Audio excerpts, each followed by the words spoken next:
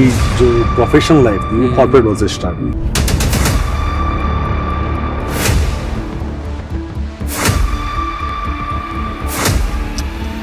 अचानक से आपने एक हॉबी को चुना और हॉबी से प्रोफेशन तक आ गए, ये सब क्या था और कैसे था? जब मैंने रिजाइन किया था तो my son was 3 months old, क्योंकि उस समय तक कुछ नहीं पता था कि क्या करना है आगे। गुड़गांव से डीएलएफ फेज 1 में बैठ करके रात को करीबन 11-12 बजे थॉट आया, तो मैंने एक क्लब बना दिया जयपुर फोटोग्राफर्स क्लब के नाम से। फोटोग्राफर और वो कैमरामैन को सिर्फ और सिर्फ इतना ही समझा जा रहा है कि ये wedding photographer.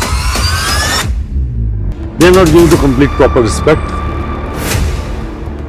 They are not complete proper things to provide them.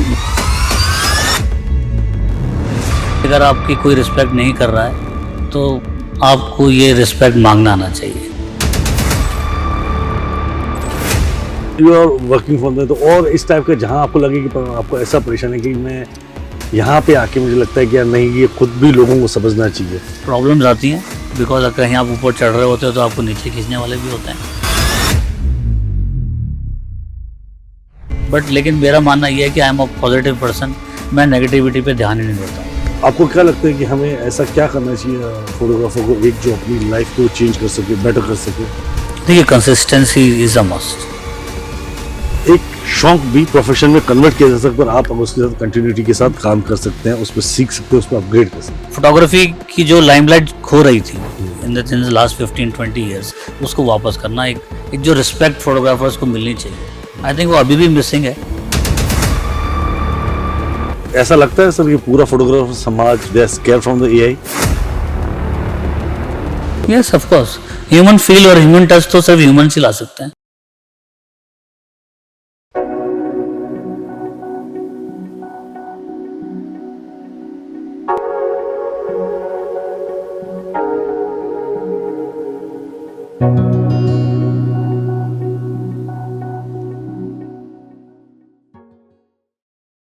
Radha to all जय टू वेलकम बैक। मैं राहुल टी सी आज फिर आपका स्वागत हूँ मैजिकल लेंस पे, और आज का दिन वाकई अमेजिंग है।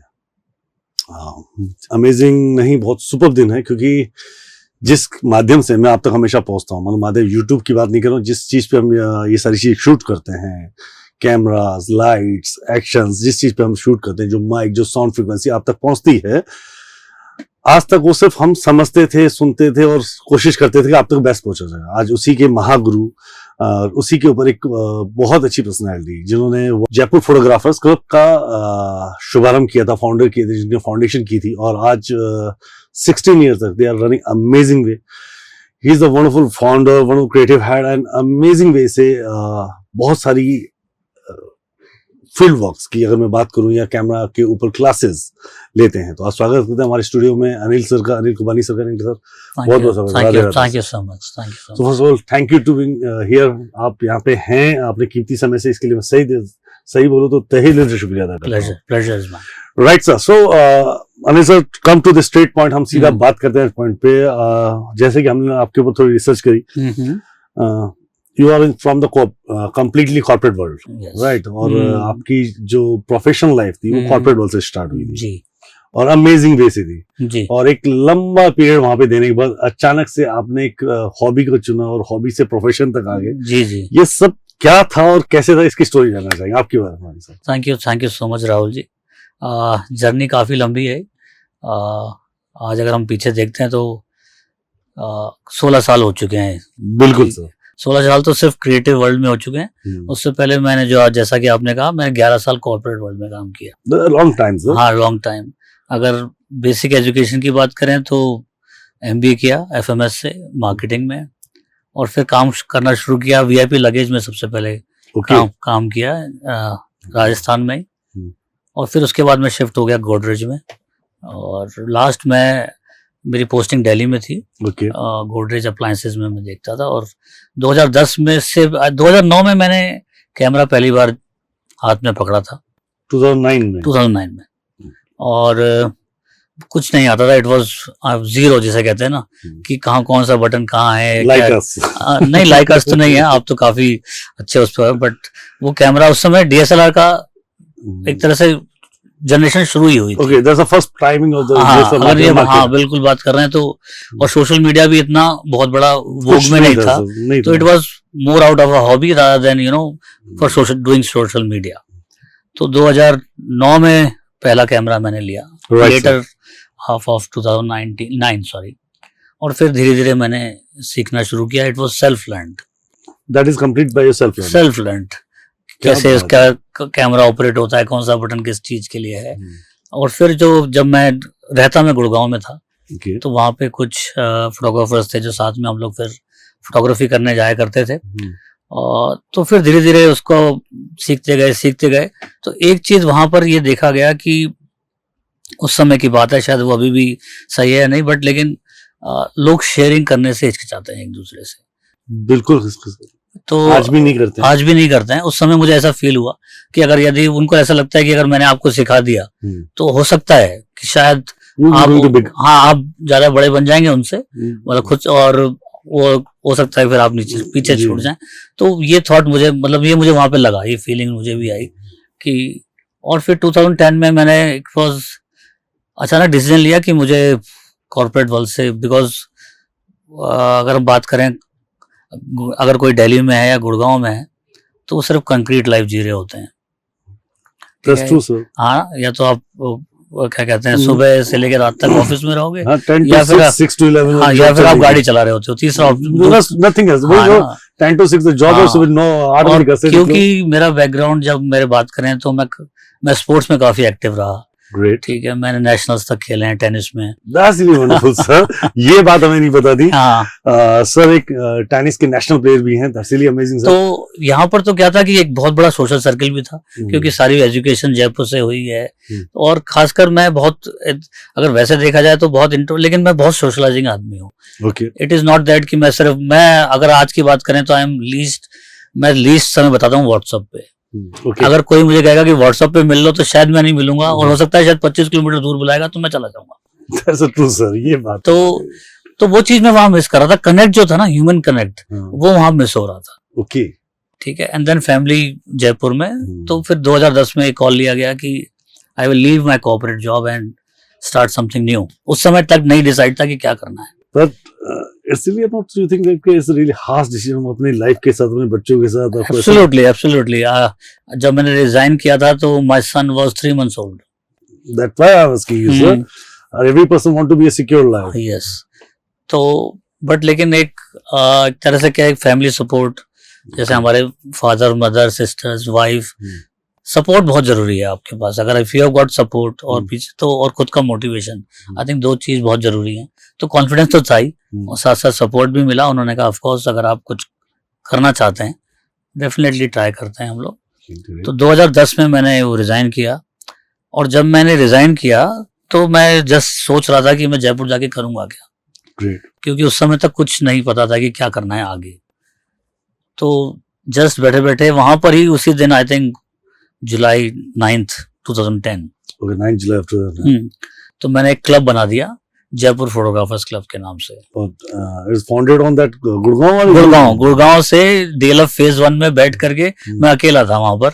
रात को करीबन 11-12 बजे थॉट आया, तो मैंने कहा जयपुर चलेंगे, क्या करेंगे कुछ तो, कुछ हॉबीज, क्योंकि वहां पे क्लब्स थे, वहां पे काफी एक्टिविटी जो कि जयपुर में नहीं हो रही थी। नहीं थी। तो मैंने कहा ये भी एक माध्यम हो जाएगा, तो फोटोग्राफी तो कम से कम कंटिन्यू रहेगी। एक हॉबी विल बी कंटिन्यू। हाँ, तो वहां से वो स्टैब्लिश किया, उसको वहां से शुरू किया, फिर जयपुर आए, फिर धीरे धीरे सिलसिला ऐसे लगा कि वो पूरा शिफ्ट, पूरा कैरियर ओरिएंटेड, फिर ऐसा लगा कि जैसे कहीं जॉब करने की कोशिश की, बट लेकिन फिर शूट के ऑफर्स ज्यादा आने लग गए। ग्रेट। तो ऐसे ऐसे धीरे धीरे स्टार्ट करके एक बार डिसाइड कर लिया कि मैंने ये डिसाइड किया कि मैं मेरे आपको खुद को 1 साल दूंगा इन फोटोग्राफी। अगर 1 साल में if I am able to do something I will continue this as a profession, otherwise no corporate life में तो आदमी कभी भी जा सकता है। एंटर कर ही so this was the you know corporate life देखिएगा 10 to 6 से तो कभी भी जा सकता है। तो वो ये ऐसी जर्नी यहाँ से शुरू हुआ था। पहली बात तो जानकर मुझे भी बड़ी अच्छी लगी कि जयपुर फोटोग्राफर्स क्लब आज की डेट में अगर आप देखें तो really good wonderful big platform जहां यंग जनरेशन से लेके किसी भी एज ग्रुप के लोग जो हॉबीज रखते हैं अपनी फोटोग्राफी की तरफ, उसको उनको एक नया प्लेटफॉर्म, नया आयाम, नई क्लासेस, नया बहुत कुछ सीखने को मिलता है। और उसका नाम गुड़गांव में रखा गया रात को 11 बजे। It's a really big deal sir, बहुत अमेजिंग बात है। जी सही बोलते हैं कि स्टोरीज कभी ऐसी ही चालू होती है, किसी Absolutely. बड़ी कहानी कहीं ना कहीं एक ऐसी जगह से जन्म लेती है जी, जहाँ उसका कोई रिलेशन नहीं होता। बिल्कुल बिल्कुल। Case so Jaipur photographers club आपने इन्वेंट कर दिया, यहाँ आए तो सबसे पहला आपको फेस करने में, जैसे आपने बोला कि ठीक है कुछ जॉब और कुछ चीजें आपको परेशान कर रही थी, पर आपने डिसाइड किया कि 1 year I am going to give this particular profession. So पहली परेशानी आपको कैसे लोगों को कनेक्ट करने में आई होगी? जैसे सोशलाइजेशन तो आपका पर्सनली है, पर फोटोग्राफर क्लब में फोटोग्राफर्स को लेके आना, नई जनरेशन को कनेक्ट करना या दूसरे लोगों को कनेक्ट करना और शेयरिंग के लिए राजी करना, तो ये अपने मतलब अपना नॉलेज शेयर करना टू बी कि how to capture those things, तो ये कैसा टास्क रहा होगा आपके लिए उस समय? देखिए, सबसे पहले मैं जिस चीज में एक बिलीव करता हूँ कि अगर आप में लेट्स से कि अगर आप में इच्छा है कुछ करने की, तो आप डेफिनेटली ये ना वो चीज कर सकते हैं। True sir. ठीक है, जैसे कि अगर आप सोच लें तो सारी कायनात आपके पीछे लग जाती बिल्कुल है सर कि आप उसको वो काम कर लेंगे। जी। तो वैसा ही हुआ, जब वो ग्रुप बनाया तो पहली फोटो वॉक आई थिंक मेरे को याद है अगस्त में की थी, और हमने सूर्य टेम्पल जो गलता पे है ऊपर, बिल्कुल वहां से तो हमने उसका नाम दिया आरंभ। आरंभ इसलिए बिकॉज वो पहला था, और आप मतलब हम लोग सिर्फ 4 जने थे उस दिन, फर्स्ट टाइम जब हम लोग गए थे। So only the 4 people Galta ji के सन टेम्पल में सूर्य मंदिर से हाँ। आपने आरंभ शुरुआत वहीं से की और फर्स्ट फोटोग्राफ शूट्स वहीं हुआ। फर्स्ट फोटो वॉक वहीं हुई, ठीक है, और हम लोग 4 जने थे। राइट। और जो लास्ट अगर हम बताएं तो हमने सबसे बड़ी फोटो वॉक जो मैंने जयपुर फोटोग्राफर्स में हम लोगों ने की होगी, there were 125 people at a single photo walk. क्या बात कर रहे हो सर, 4 आदमी से कारवां बनता चला गया। मैं पहली बात एक बात जानना चाहूंगा सब जो जैसे वो आरंभ की बात करें, आपने आरंभ में पहली जो सूर्य में पिक्चर्स ली, so you will going to the print all those pictures? नहीं, शुरू में क्या हुआ कि प्रिंट में नहीं थे हम लोग क्या करते थे, हमने जो ग्रुप बना रखा था उस पे ही हम लोग एक डिजिटली शेयर करते थे। तो 2010 में that you are able to digital share? हाँ, क्योंकि वो फेसबुक तब तक आ चुका था। ओके। तो वो ग्रुप्स बना करके पोस्टिंग्स चालू हो चुकी, कर सकते थे पोस्टिंग्स। प्रिंट्स नहीं थे उस समय? प्रिंट्स थे, लेकिन हम लोग उस समय प्रिंट हम लोगों ने क्लब लेवल पे शुरू नहीं किया था। ओके। तो आरंभ सूर्य वहां से हुआ। हाँ, आरंभ वहां से हुआ, और फिर वो धीरे धीरे करके उसमें लोग फोटोग्राफ डालते गए, छुड़ते गए। तो आज अगर हम लोग बात करें तो there are around 11,000 members in that group. Okay, what a wonderful कारवां, मतलब हाँ। क्या स्टोरी है सर कि मतलब 4 जनों ने शुरुआत की, मतलब शुरुआत तो आपने की और हाँ। 4 जनों को लेके पहला आरंभ किया, और आज it's around 11,000 they are all complete photographers. They are majority of photographers, और they are from across the globe. ऐसा नहीं है कि सिर्फ जयपुर से, across the globe. Okay, and they are sharing. हाँ, दे आर शेयरिंग द क्या कहते हैं, देयर फोटोग्राफ्स, देयर इमेजेस। फिर हम लोगों ने हमारी फर्स्ट एग्जीबिशन की 2011 में, फोटो एग्जीबिशन। तब से हम लोगों ने प्रिंट्स चालू किए। फिर हम लोगों ने हमारी कॉफी टेबल बुक्स लॉन्च करना शुरू किया, कैलेंडर प्रिंट करना शुरू किया। फिर हम लोगों ने क्लासेस, वर्कशॉप चालू की, फोटो कॉन्टेस्ट चालू किए। तो ये पूरा एक जर्नी लास्ट 16 साल का इस तरह से रहा है। अभी हम इन सब पे बात करेंगे जो आपने हमें बताया, बिल्कुल आपकी जर्नी बात करेंगे, पर एक चीज मैं आपसे बता रहा हूँ कि एक पैशन, एक हॉबी अपने आप में, मैं अगर बात करूं कि सिर्फ एक हॉबी से शुरुआत की हुई चीज को आज एक कॉर्पोरेट वर्ल्ड में बना देना, अपने आप में इसको एक कॉर्पोरेट सेक्टर बना देना, तो अगर वो समझना है तो सर से सीखा जाए। सर, आपने अपने शौक को आज कॉर्पोरेट सेक्टर बना दिया, फोटोग्राफर क्लब्स अपने आप में कॉर्पोरेट हो चुके हैं। तो सबसे पहले आपने एग्जीबिशन लगाई जब, सो उस समय आपके कितने मेंबर्स थे ऑलमोस्ट? जब हम तब तक हम शायद 1000 तक पहुंच चुके थे एक साल के अंदर। ओके, और एग्जीबिशन में होता क्या था? एग्जीबिशन में हम लोग फोटोग्राफ्स मंगाते थे, लोगों से सबमिट करते थे कि आप हमारे को ईमेल पे आपकी फोटोग्राफ्स भेजें। फिर हम उसको स्क्रीन करके, तो हमने जब फर्स्ट एग्जीबिशन लगाई थी तो करीबन 150 प्रिंट्स लगे थे, जो कि जवाहर कला केंद्र में 150 प्रिंट्स की प्रिंट। हाँ, वो उसको फिर हमने फ्रेम कराया बोलकर। तो पहले एग्जीबिशन में करीबन 150 फोटोग्राफ्स लगे थे। और the people are walk and visit on. हाँ, बिल्कुल, absolutely. So credit goes to the person who click on the picture. हाँ, उसका बिल्कुल उसमें नाम मेंशन वगैरह सब कुछ उसका था। That's really great, sir.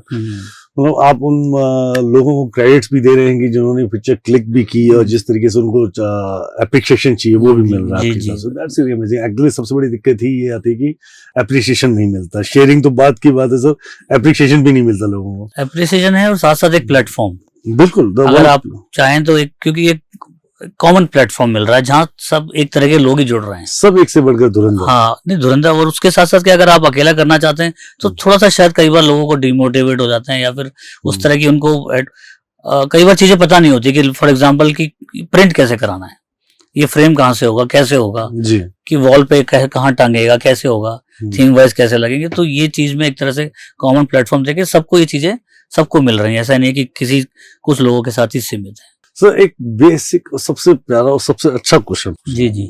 आपको याद है आपने सबसे पहले पिक्चर किसकी क्लिक की थी? 2009 में सबसे पहले पिक्चर की थी मैं, गुड़गांव में अरावलीज हैं जो वहां पर, और वहां पर एक स्कूल है पाथवेज करके, ओके। वहां पे मैंने सनसेट की पहले पिक्चर ली थी। This was the first picture. Do you have that image? Yes I have it. So आप अभी जो पिक्चर इमेज पे देखेंगे वो सर की पहली पिक्चर थी जब उन्होंने 2009 के अंदर गुड़गांव में बैठ के शूट की थी। सर आपने कैमरा पहले समय में अपना परचेज कर लिया था?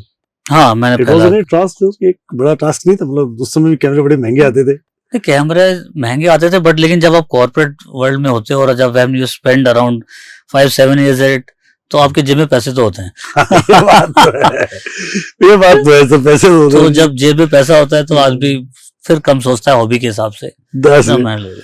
क्या ये हॉबी आपकी बचपन से थी या सडनली? मैं अगर आर्ट की बात करूं तो आर्ट मेरे फैमिली में पहले से बचपन से है। ओके। ठीक है, जैसे my father is an architect, ठीक है, वो म्यूजिशियन भी थे। Okay. Painter, he is also painter.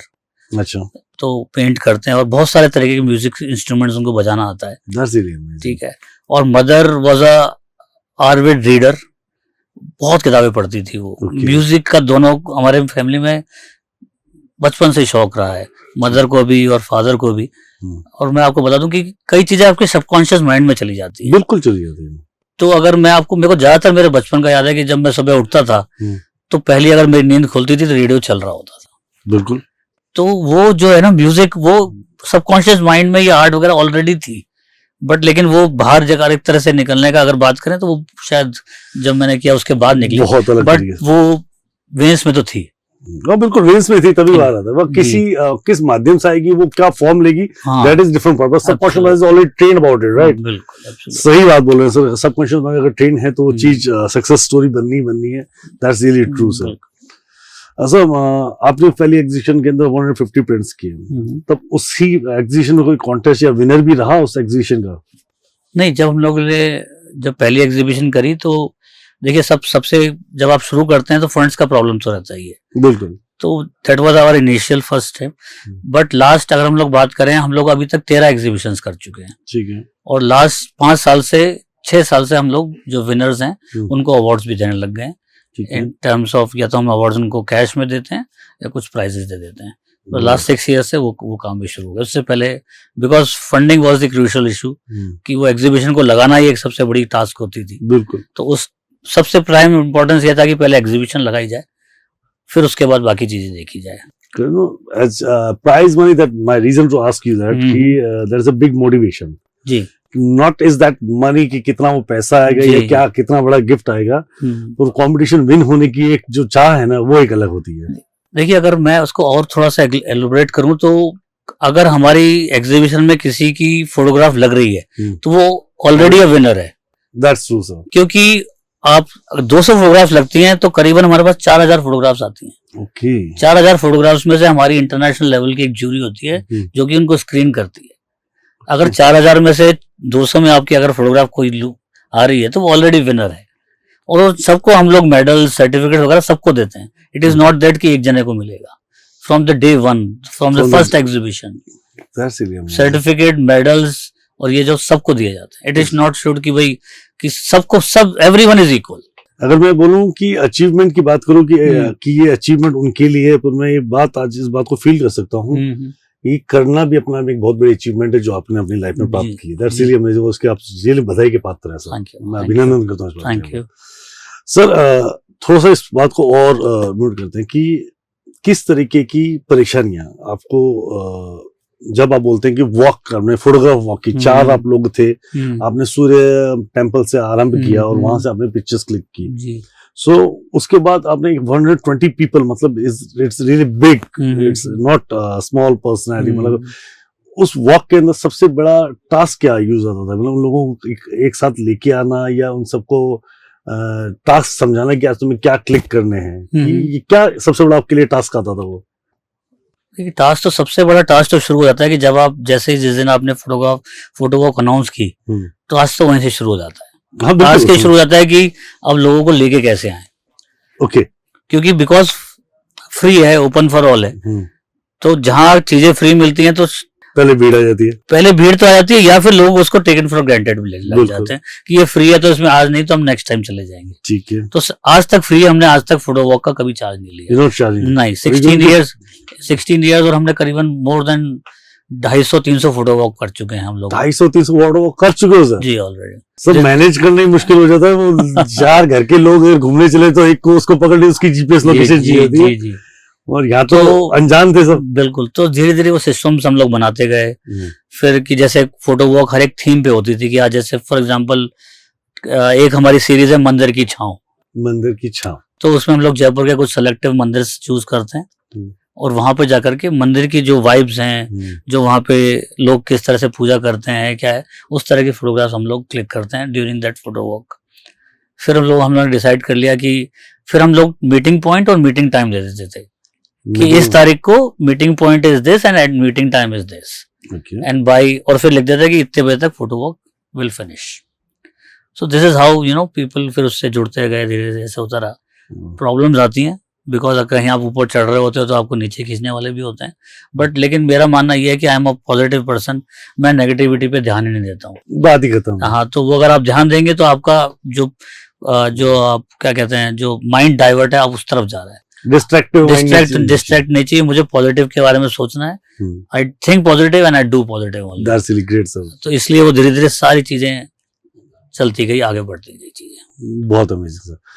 तो पर फिर भी सर, जैसे मैं टास्क कई तरीके की, मतलब कई तरीके की हर्डल्स और टास्क आती है, लाइक कि आपने बोला कि मैं मंदिर की फोटो का पिक्चर्स क्लिक करता हूँ, so you have to take the permission from that particular place, और उसके बाद आपकी 100 आईडी, जैसे 100 आदमी तो 100 की आईडी जमा करानी, या 20 आदमी भी, मैं 100 की तो बात भी नहीं करूँ, तो 20 की बात करूँ, तो भी अपना एक टास्क है, पहले उनकी आईडीज दिखाओ, जमा कराओ, then you take the permissions, उसके बाद आप परमिशन ले रहे हो ऐसे लोगों के लिए जिसका आपका कोई पर्सनल कोई नाता नहीं है, राइट, और appreciation of credit goes to them itself, right, but still you are working for them. तो और इस टाइप का जहां आपको लगे कि आपको ऐसा परेशान है कि मैं यहाँ पे आके मुझे लगता है कि यार नहीं, ये खुद भी लोगों को समझना चाहिए।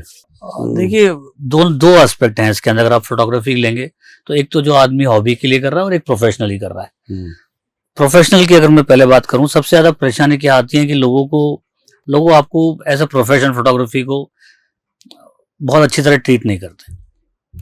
वो ज्यादातर ये सोचते हैं कि अगर ये फोटोग्राफर है तो ये वेडिंग फोटोग्राफर ही होगा, और उसको ज्यादातर वो एक तरह से कोई काम करने वाला आदमी है, नॉर्मल पीपल करके एकदम आने वाला झटका देंगे। तो प्रोफेशन में ये बहुत बड़ा तो मेरा सबसे बड़ा मकसद ये भी था कि फोटोग्राफी की जो लाइमलाइट खो रही थी इन द लास्ट 15-20 इयर्स, उसको वापस करना, एक जो रिस्पेक्ट फोटोग्राफर्स को मिलनी चाहिए। आई थिंक वो अभी भी मिसिंग है, है ना, लेकिन बट हम लोग काम कर रहे हैं इसी तरह। इसलिए हम लोग एग्जीबिशंस वगैरह, फोटोग्राफी का मतलब अगर आप जनरली आप किसी से बात करेंगे तो वो यही बोलेगा, अरे आपका तो अभी तो वेडिंग सीजन चल रहा होगा, बिल्कुल, है ना। जबकि मैं वेडिंग्स आई थिंक मैंने लास्ट 10-12 साल पहले ही छोड़ दी थी, नहीं करता था मैं, नहीं कर रहा हूँ मैं फिर, हाँ नहीं weddings.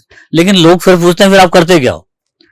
Photography is not only about weddings, it is about, जैसे हम लोग, आप अभी एक पॉडकास्ट शूट कर रहे हो, अभी फोटोग्राफी है, आप होटल्स की फोटोग्राफी करते हैं, आप फूड फोटोग्राफी करते हैं, आप आर्किटेक्चरल फोटोग्राफी कर रहे हैं, इंटीरियर्स कर रहे हैं, आप क्या कहते हैं हॉस्पिटल्स की फोटोग्राफी कर रहे हैं, फैशन फोटोग्राफी कर रहे हैं, ज्वेलरी फोटोग्राफी कर रहे हैं, वाइल्ड लाइफ फोटोग्राफी कर रहे हैं। There are so much of the, इतना बड़ा वाइड एरिया और जॉनर्स हैं, बट क्योंकि लोगों ने ज्यादातर वहीं पे देखा है तो लोग सोचते हैं कि ये वही काम करते हैं। मैं आपकी बात से 100%, 100%, 200% एग्री हूँ कि फोटोग्राफर और वो कैमरामैन को सिर्फ और सिर्फ इतना ही समझा जा रहा है कि ये वेडिंग फोटोग्राफर, बिल्कुल।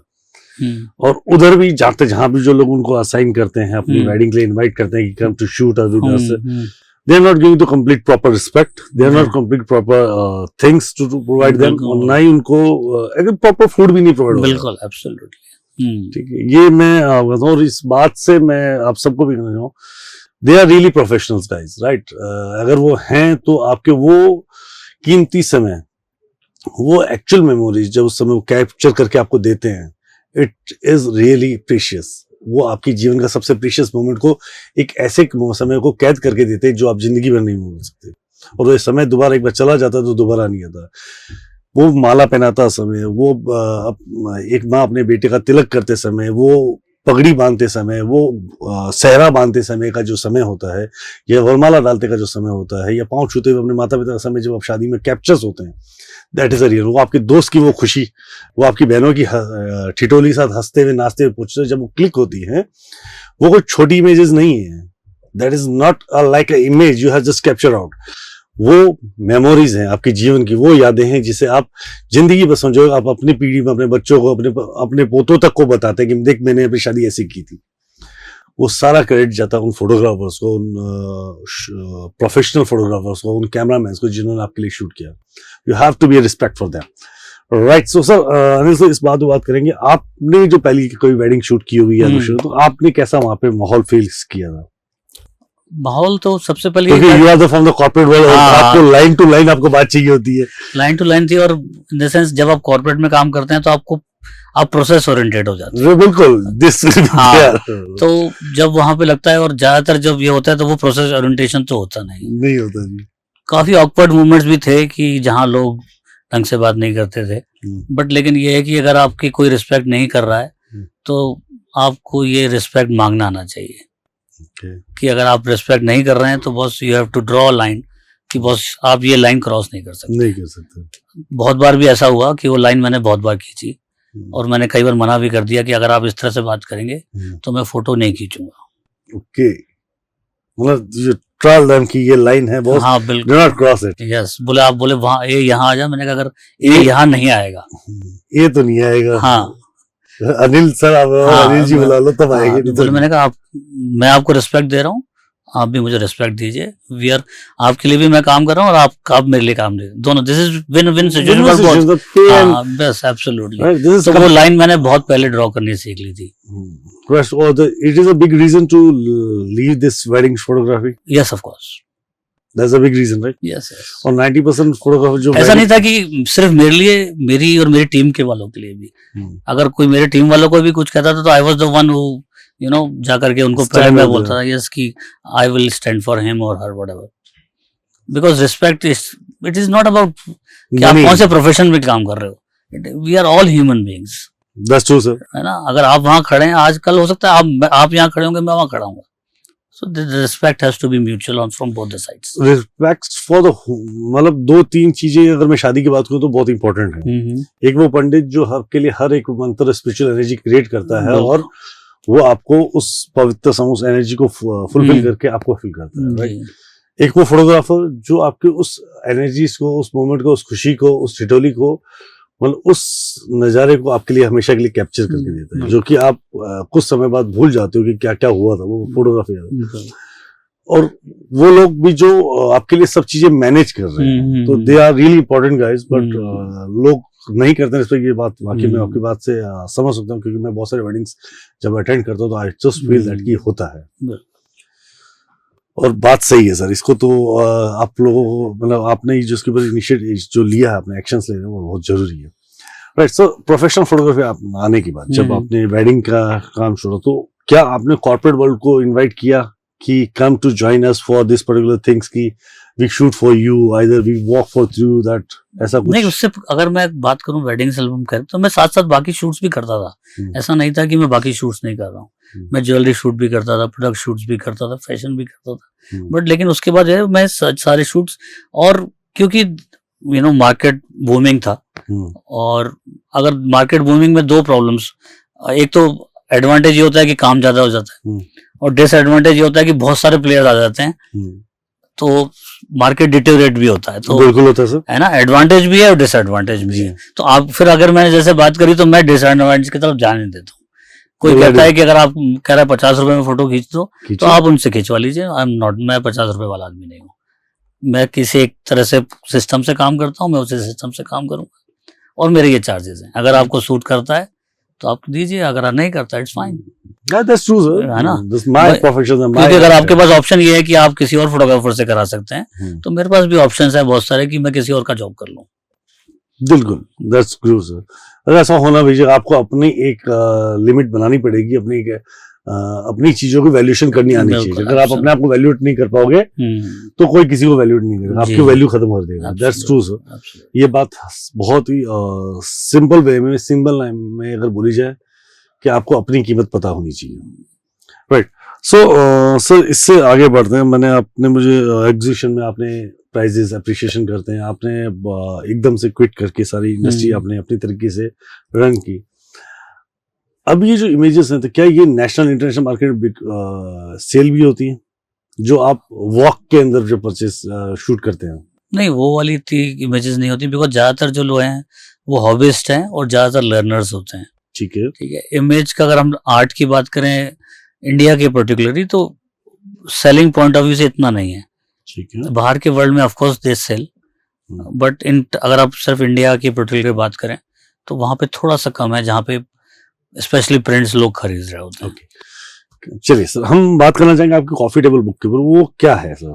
और उसके बाद हम एक्चुअली मेन पॉइंट बात करेंगे आपकी क्लासेस के बारे में, राइट? और जो आप फील्ड के अंदर जाके क्लासेस लेते हैं, उसकी बात करेंगे। आपने बात करी कॉफी टेबल बुक की, तो मेरा जिस तरह की फोटोग्राफी मैं करता हूँ या मैं लोगों को सिखाता भी हूँ कि आपके मन में कुछ होना चाहिए कि आपको क्या करना है। ऐसा नहीं कि आप चले गए, आपने फॉर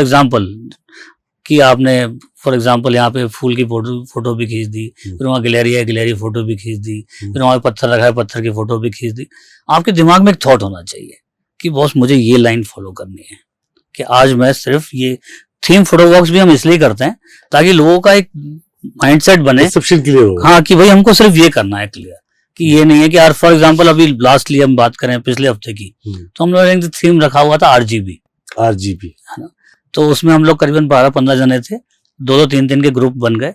तो एक ग्रुप सिर्फ रेड कलर खींचेगा, एक ग्रुप सिर्फ ग्रीन कलर खींचेगा और एक ग्रुप सिर्फ ब्लू कलर खींचेगा। ओके।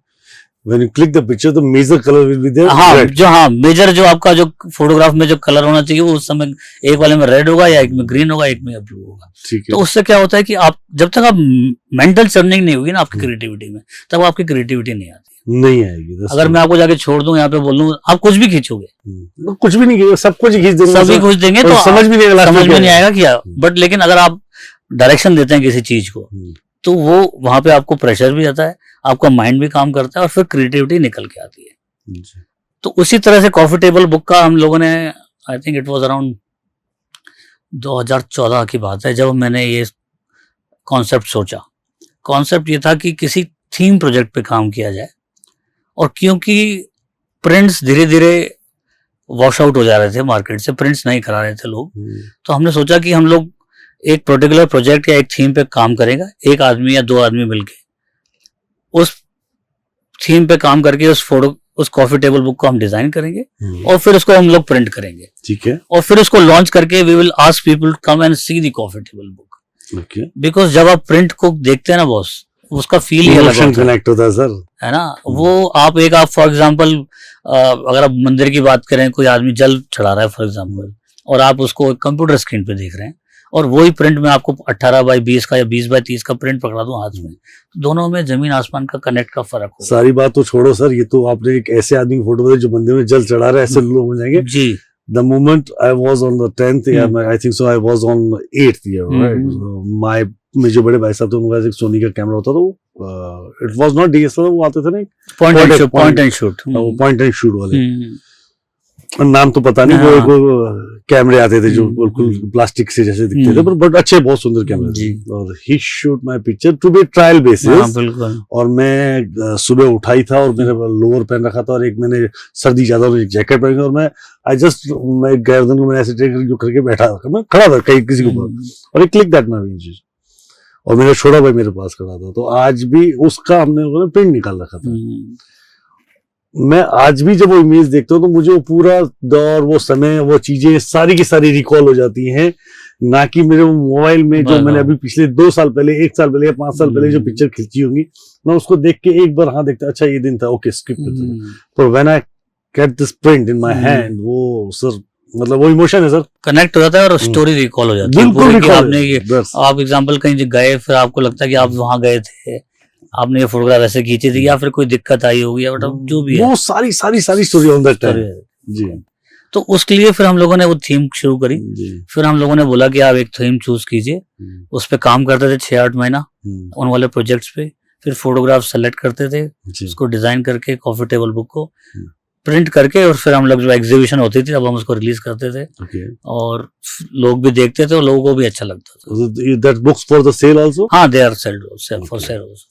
राइट। तो अभी तक मैं करीबन 8 कॉफी टेबल बुक्स तो मैं खुद की कर चुका हूँ। So may I know the themes? हम थीम जान सकते, कौन कौन सी थीम होगी? सबसे पहले with pictures, we want to see all the pictures, right sir? उसकी वाले जो पोस्टर पिक्चर है ना, जो पोस्टर पिक्चर उसके साथ। My first coffee table book, मुझे किसी ने बोला, अब मैं आपको बताऊं, आप आयरनी जिसे कहते हैं ना, फोटोग्राफर और मेरे पर्सनल कॉन्फ्लिक्ट क्या है, my personal and as a photographer conflict क्या है जी कि आई एम एन एथिस्ट, ठीक है, और मैं मंदिर नहीं जाता हूँ, मैं किसी वर्शिप में बिलीव नहीं करता हूँ। You believe in the self found? हाँ, बट मैंने ज्यादातर फोटोग्राफ्स टेम्पल्स या फिर लोगों को वर्शिप करते हुए खींची है। मैंने कॉफी टेबल बुक्स कर दी टेम्पल के ऊपर। क्या बात कर रहे हैं सर? और खुद मंदिर और मैं खुद मंदिर नहीं जाता हूँ टू वर्शिप, बट वो एज अ फोटोग्राफर, क्योंकि मेरा एज अ फोटोग्राफर मेरा काम है कि मैं जहाँ हूँ मुझे वहाँ का मूवमेंट या पिक्चर कैप्चर करना है। बिल्कुल। तो उस समय वो चीज कोई याद नहीं आती है।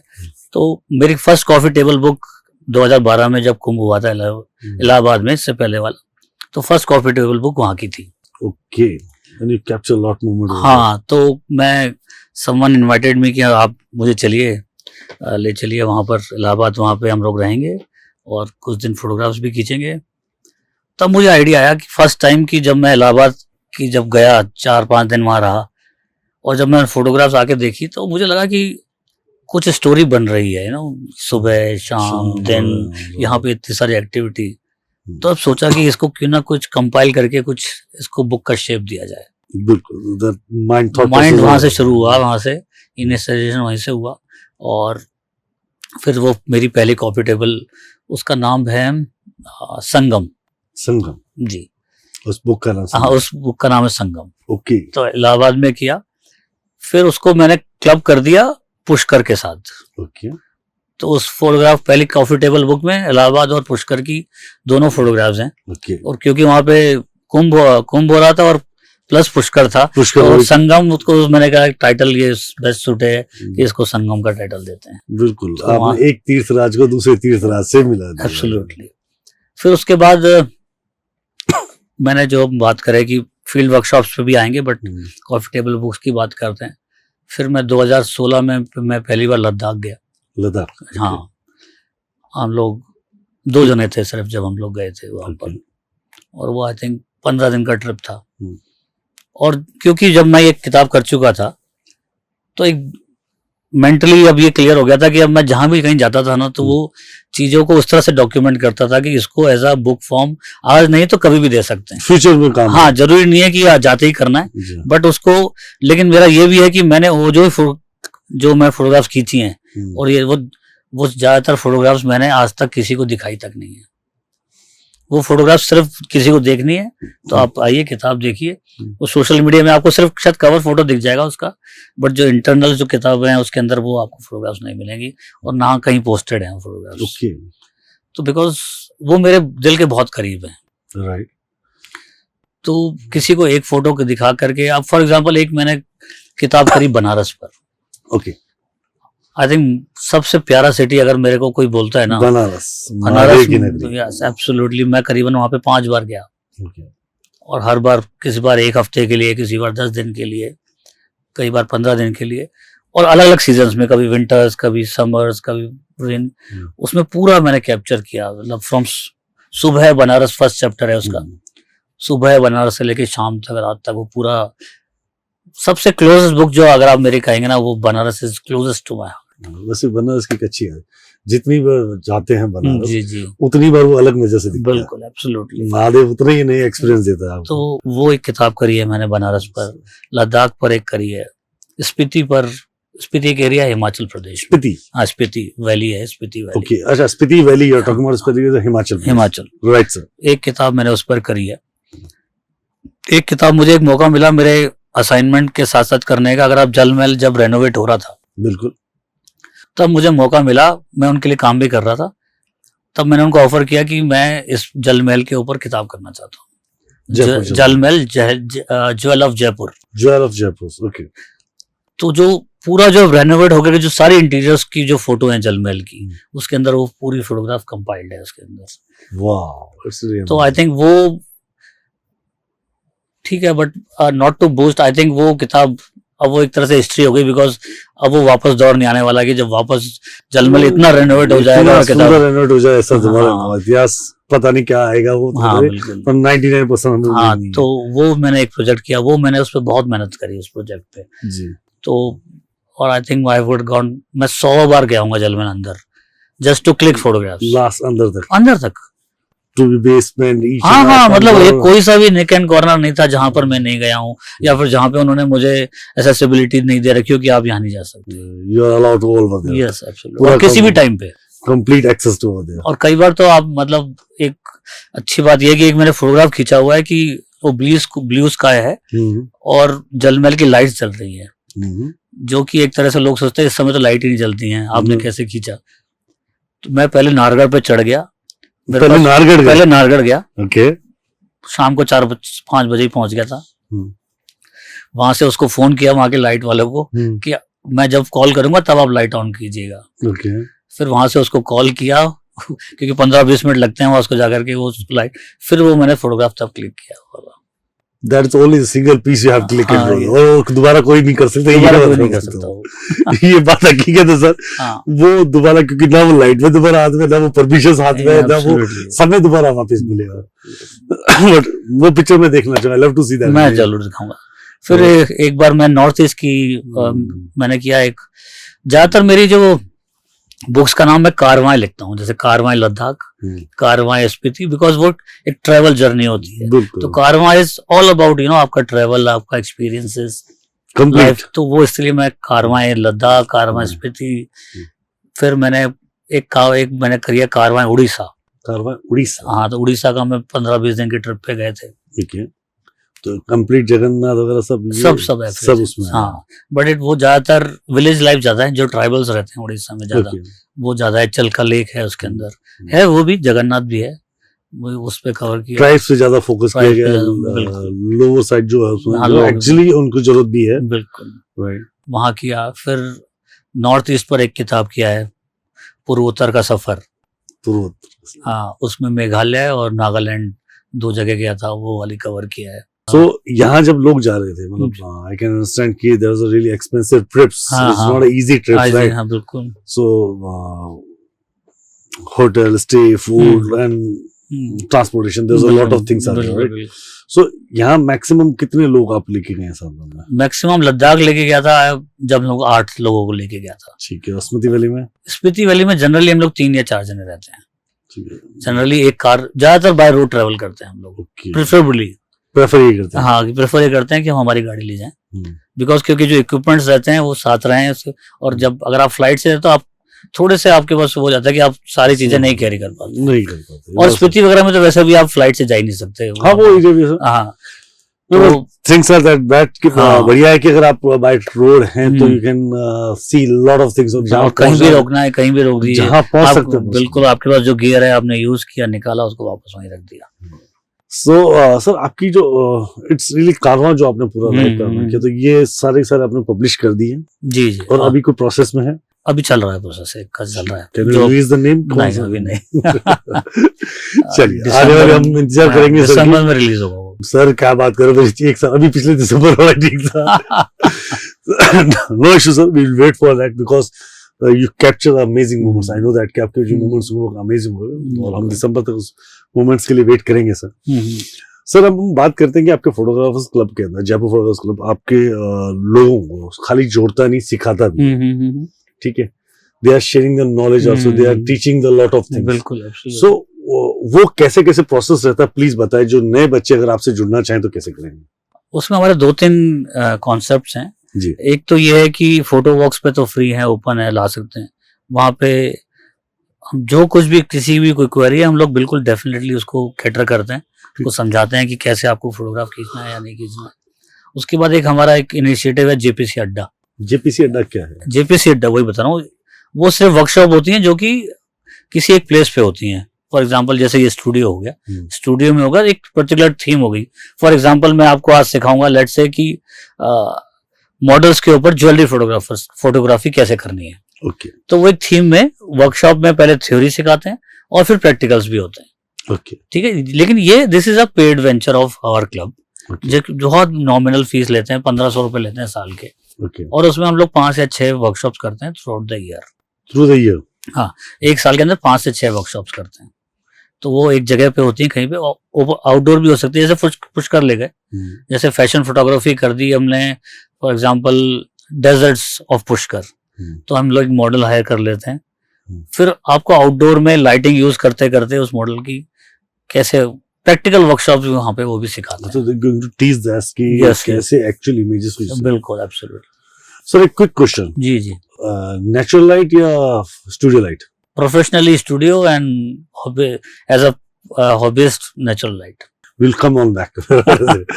So the things are that कि you are going to teach there with a completely detailing work आप उनमें सिखाते हैं। डिफरेंट साल के अंदर वो 5 से 6 वर्कशॉप, जिसका आप सिर्फ एक नॉमिनल जिस एंट्रेंस चार्ज लेते हैं 1500 रुपए, that's a registration charge only, right?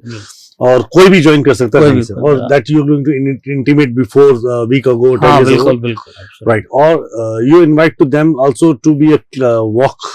हाँ, फोटो वॉक्स तो कोई भी आ सकता है, आप भी आ सकते हैं विदाउट एनी कुछ नहीं, आपको सिर्फ वहाँ पे आना है, वहाँ पहुंच जाइए, कुछ रजिस्ट्रेशन वगैरह कुछ नहीं करना है आपको। ठीक है, आप आ रहे हैं, you are most welcome, right? So फिर नहीं, मैं आ रहा हूँ, मैं मान लेता हूँ कि मैं बहुत सीनियर हूँ, अपने आप को सीनियर समझता हूँ, और आपने बोला कि ग्रुपिंग करेंगे और इस फोटो वॉक के अंदर हम गोविंद देव जी को कैप्चर करेंगे, हैं? तो आप राइट वाला देखेंगे, मैं लेफ्ट वाला देखूंगा, एक सेंटर देखेगा, मुझे सीलिंग से उसकी शैडो चाहिए, तो वो फिर वो जो सीनियर बंदा वो मानेगा कैसे? देखिए वहां पर हम लोग उनको क्रिएटिव लीवे देते हैं, ऐसा नहीं है कि लिवरेज देते हैं। हाँ, लिवरेज देते हैं इन द सेंस कि ये तो मैंने जैसे आपको आरजीबी बताया, तो वो एक तरह से बिल्कुल थीम था, सो हम तो वही चले लेकिन जैसे आप फॉर एग्जांपल टेंपल गए, तो वहां पे क्रिएटिव लीवेज ये है कि आप, लेकिन बट ये है कि थीम के अंदर ही काम करें। फॉर एग्जांपल, हाँ, अब फॉर एग्जांपल आप गोविंद जी गए और वहां पे कोई मटका पड़ा है, आप मटके के फोटोग्राफ खींचे, तो आप गोविंद जी से उसको कनेक्ट नहीं कर सकते हैं। किसी टेंपल में अगर आप, जब तक आप फॉर एग्जांपल या तो मूर्ति नहीं दिख रही या फिर कोई प्रेयर करता हुआ नहीं दिख रहा, आपको पता कैसे चलेगा कि ये टेंपल की फोटोग्राफ है? हाँ, मतलब किस टेंपल की कैसे कनेक्शन क्रिएट होना जरूरी है, फोटोग्राफ में दिखना चाहिए ना, थीम क्रिएट होनी चाहिए। ठीक है, फॉर एग्जांपल मैं कहता हूँ कि मैं आज लद्दाख गया और मैं अपनी प्रोफाइल पिक्चर सोफा बैठ के खिंचवा दूं, तो आपको तो कैसे पता पड़ेगा कि ये लद्दाख की फोटो? मैं क्लब में बैठ के बियर पीता, फोटो खिंचा रहे हो, चाय पीते, कॉफी पी के खिंचा रहा, तो अगर मेरे बैकग्राउंड में पेंगोंग सो लेक है, तो मुझे किसी को बताने की जरूरत नहीं पड़ेगी ना कि भैया ये लद्दाख की है, ये दिख रहा है लोगों को, जी बिल्कुल दिख रहा है। तो वो फोटोग्राफ में कनेक्टिविटी होनी चाहिए कि जिस थीम पे आप खींच रहे हो बस उसको कनेक्ट करें, that's it. Seriously, I telling you, sir, आपसे बात करते हुए एक चीज, you are a very much clear thought, clear personality, right? A long time I see that कि लोगों को बस अपना विजन, अपना थॉट, अपना प्रोसेस क्लियर करने का तरीका ही नहीं पता, पर आपके थॉट्स बड़े क्लियर हैं। That is my theme, I have to work on it, this is my Ladakh, I have to work on it, या मुझे ये काम करना है तो इसके ऊपर ये क्लियरिटी होनी चाहिए, और you going to teach a lot of people, that's really amazing sir, appreciable work you are doing sir. So हम बात करते हैं अब जो वॉक के अंदर, ये 1500 वैली, इन सब मतलब इस एग्जीबिशन जो ये क्लासेस होती हैं 1500 रुपए की, जो आपने बोला रजिस्ट्रेशन, बियॉन्ड किस लेवल तक चली जाती है? फिर उसके बाद हम लोग बात करते हैं कि एक हमारी होती है फील्ड वर्कशॉप्स। फील्ड वर्कशॉप्स जैसे हम फोटो एक्सपेडिशंस कहते हैं। फोटो एक्सपेडिशंस, जैसे फॉर एग्जांपल कारवां का कैसे आया कि जब मैंने मेरा पहला फोटो एक्सपेडिशन किया तो that was Karwaan Ladakh. Expedition से मतलब क्या सर? एक्सपेडिशन से मतलब ये है कि आप ट्रेवल कर रहे हैं in a group with a group of people, फिर आप वहां जाएंगे, आपको हम लोग फोटोग्राफी सिखाएंगे, it is not about only photography. आप लोगों के साथ मिल रहे हैं, जुल रहे हैं, आप वहाँ की लाइफ को एंजॉय कर रहे हैं, लाइफ के साथ कनेक्ट कर रहे हैं, आप वहाँ के जो रीजन है उसको समझ रहे हैं, लोगों को समझ रहे हैं, वहाँ के खान पान को समझ रहे हैं, वो खा रहे हैं। थॉट प्रोसेस, तो वो एक्सपेडिशन इसलिए कि हम लोग वहां पर जाकर के it is a holistic approach. जाकर के ऐसा नहीं कि आप फ्लाइट से गए, आप वहां लद्दाख पे उतरे और पैंगोंग से गए, आपने 4 फोटो खींची, यू कैम बैक। ऐसा नहीं है, ऐसा नहीं है। फील दैट एनर्जी, बिल्कुल। वहाँ की लोकल एनर्जीज क्या हाँ, तो वहाँ पे हम लैंडस्केप फोटोग्राफी कैसे करते हैं वो सिखाते हैं, एस्ट्रो फोटोग्राफी करनी है वो सिखाते हैं, स्ट्रीट फोटोग्राफी कहीं किसी विलेज में चले गए, लोगों की फोटोग्राफी कैसे करनी है वो सिखाते हैं। तो ये सारी चीजें सिखाते हैं।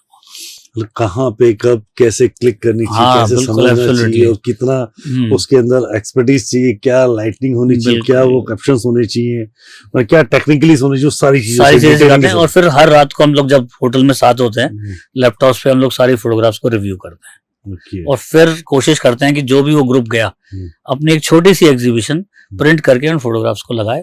इंडिविजुअली किसी की 5 लगते हैं, किसी की 10, ऐसे मिक्स करके इंडिविजुअल एक ग्रुप फोटोग्राफ, छोटे ग्रुप फोटोग्राफ की एग्जीबिशन लगा देते हैं। बहुत बढ़िया, बहुत अमेजिंग। सर वर्ल्ड में कहाँ से लोग जुड़े हुए हैं आपसे?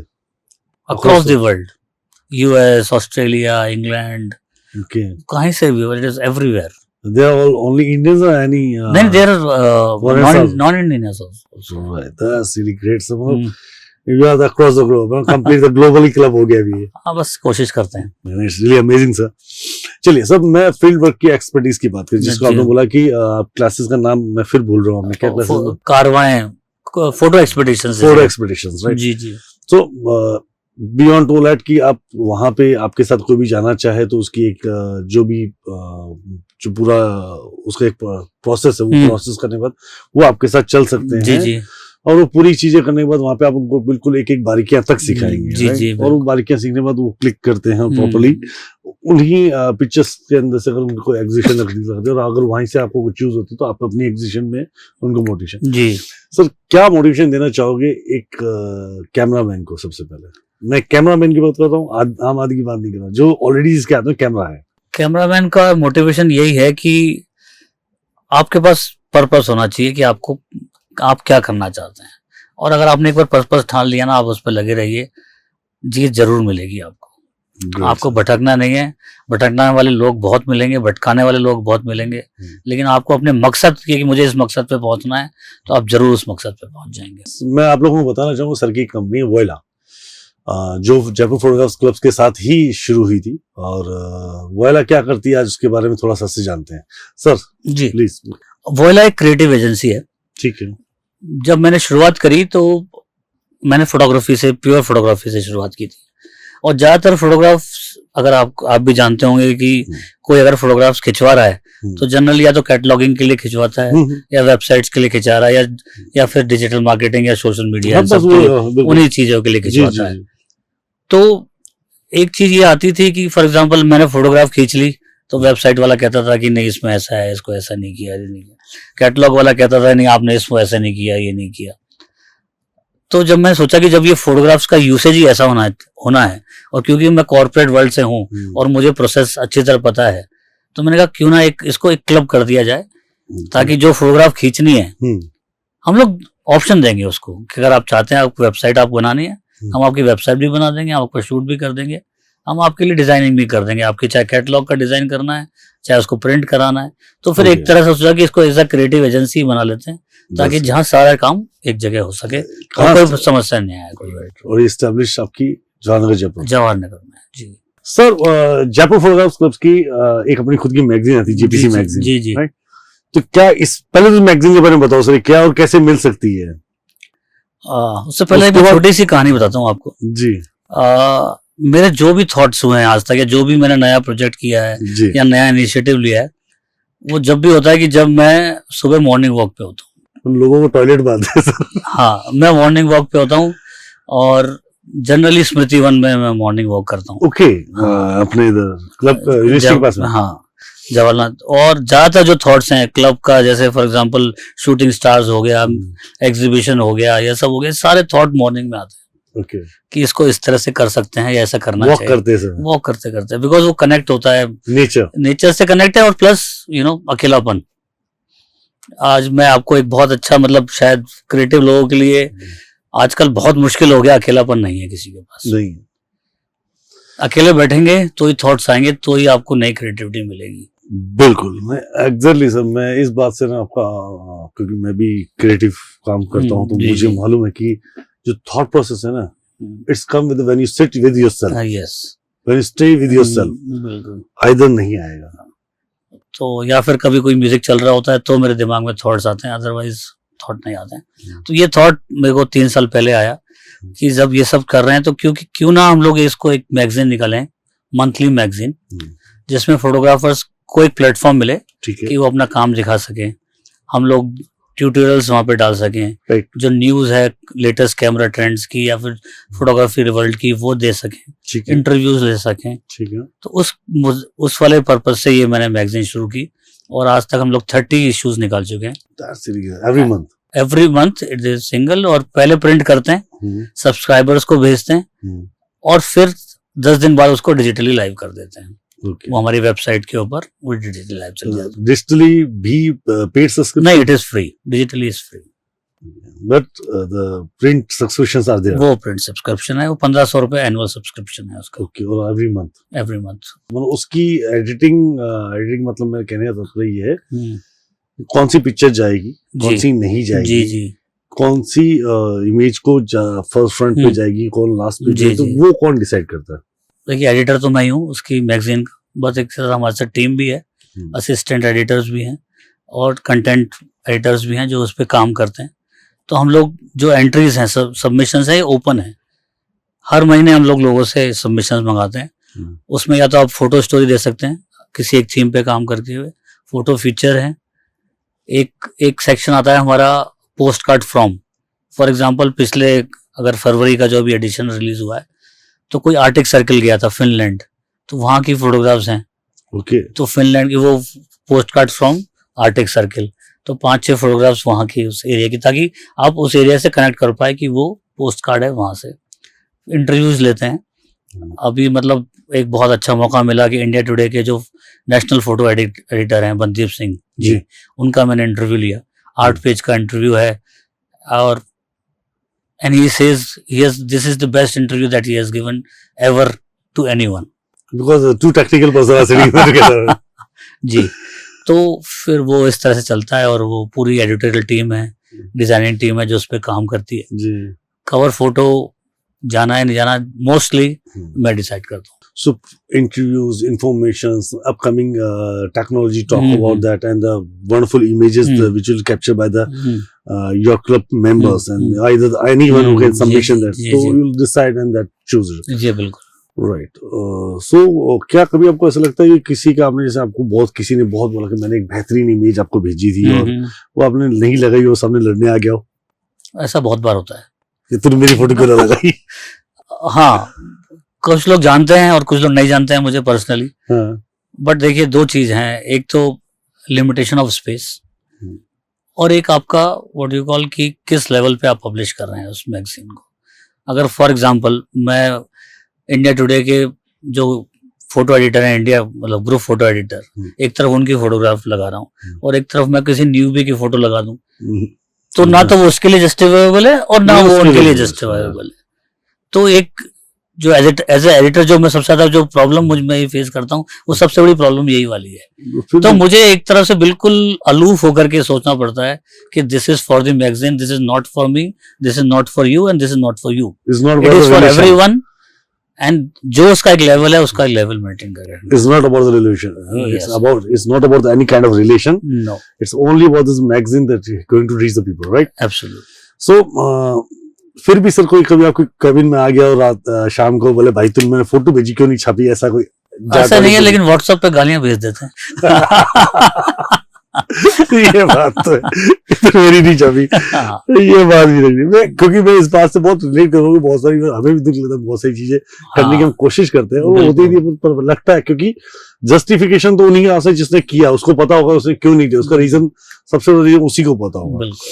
Alright, really amazed one sir, आपकी मैगजीन्स को अगर सब्सक्राइब करना हो तो आपसे टीम से कनेक्ट कर सकते हैं हम लोग? हाँ, हमारे सोशल मीडिया हैंडल्स हैं।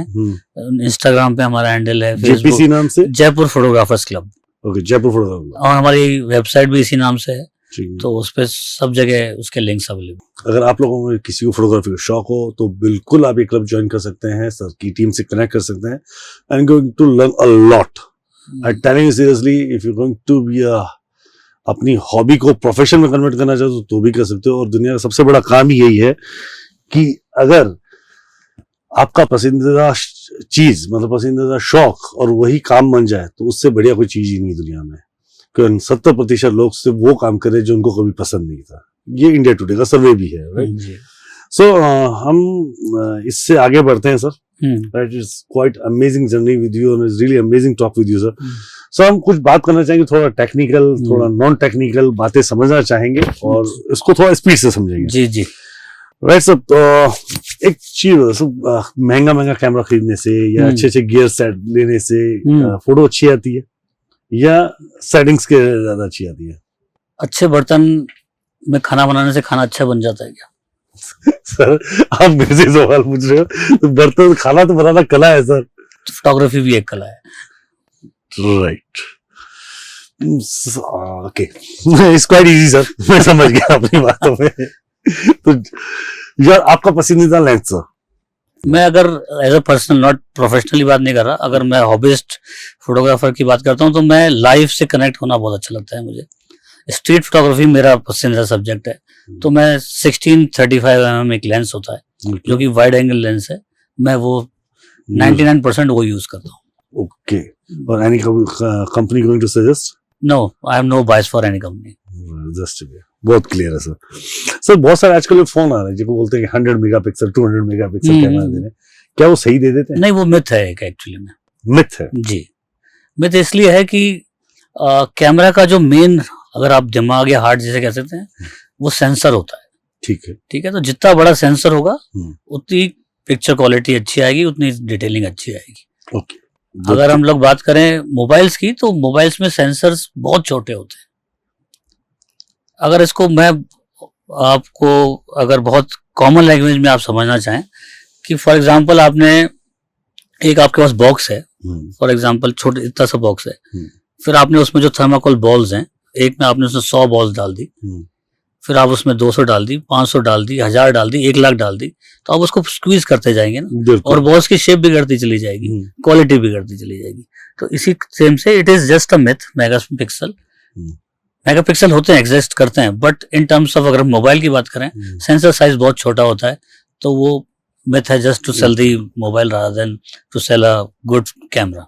Okay, so you always prefer to the camera, DSLR cameras को आप प्रेफर करते हैं टू बी चेक द अगर आप फोटोग्राफर की बात करते हैं तो of course I would say yes. Right, that's really amazing sir, क्योंकि 100 पिक्सल के कैमरास आ रहे हैं, 500-150 पिक्सल की फोन आ जाते हैं आजकल, ये हैं, तो उसमें sensors is the biggest thing. जो कॉस्ट ऑफ द कैमरा जो है, मेजर कॉस्ट जो है, वो सेंसर की है, वो सेंसर की है जी। राइट, तो क्या हम फोन पे चेक कर सकते हैं कि सेंसर कितना है, कितना पिक्सल? हाँ बिल्कुल, ऑफ कोर्स देख सकता है। आई थिंक वो 6 mm का होता है प्रोबब्ली जनरली। और एक कैमरे के अंदर कितना बड़ा सेंसर होना चाहिए? अगर हम लोग फुल फ्रेम कैमरा की बात करते हैं, वो 35 mm होता है सेंसर। ओके, यहाँ तो 100 मेगापिक्सल तो पूरा कैमरा ही है सर। चलो जो भी है, 35 mm टेक्निकली मैं नहीं हूँ, बट इट्स क्वाइट इजी कि समझना है 35 mm का फुल फ्रेम कैमरे के अंदर सेंसर का साइज होता है, सेंसर का साइज होना चाहिए। चलो ग्रेट सर, एआई ने फोटोग्राफी में कितना बड़ा इम्पैक्ट मारा है? एआई ने हेल्प भी किया है और डिस्ट्रॉय भी किया है। Help in the sense, editing की बात करें फोटोग्राफर्स की, तो बहुत ईज हो गई है। प्रोफेशनली बात कर रहा हूँ मैं, और उसका अगर एक नेगेटिव इम्पैक्ट भी देखिए, हर चीज के प्रोज एंड कॉन्स तो होते ही हैं। तो अगर आपको कोई भी चीज सीखनी है तो आपको अब स्किलफुल होना पड़ेगा। अगर आप बिगनर या मीडियोकर रहेंगे ना, तो आपका कुछ टाइम बाद you have to be a pro, yes, तो आप अपना स्पेस लूज कर देंगे।